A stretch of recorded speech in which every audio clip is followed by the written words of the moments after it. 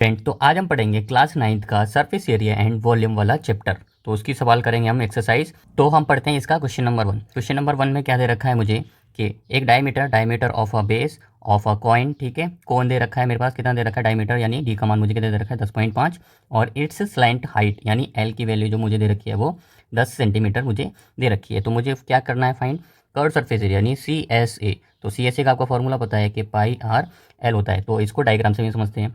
तो क्या क्या दे रखा था मुझे, एक तो मुझे क्या दे रखा है, एक डायमीटर दे रखा है, ठीक है, इसका डायमीटर यानी डी का मान कितना दे रखा है मुझे 10.5 दे रखा है, और इसकी स्लैंट हाइट कितनी दे रखी है मुझे 10 सेंटीमीटर, यानी ये किसकी वैल्यू है, ये L.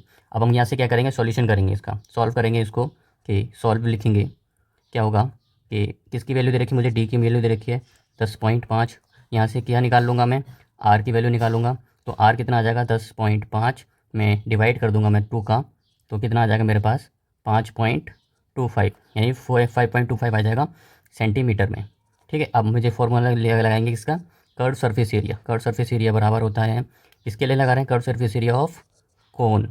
Curve surface area of cone बराबर होता है मेरे पास पाई आर एल।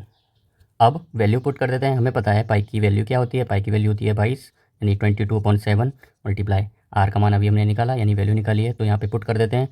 और डी की वैल्यू कितनी निकाली, आर की वैल्यू हमने यहाँ लिख दी, और किसकी वैल्यू लिखेंगे अब एल की वैल्यू यहाँ से लिख देते हैं। एल की वैल्यू कितनी है मेरे पास 10। अब देखना 7 से इसको डिवाइड करेंगे तो कितनी बार डिवाइड होगा ये 0.75। अब सब क्या क्या कर लेते हैं, मल्टीप्लाई कर लेंगे, तब हमारा कितना आ जाएगा 165 सेंटीमीटर स्क्वायर, क्योंकि हमने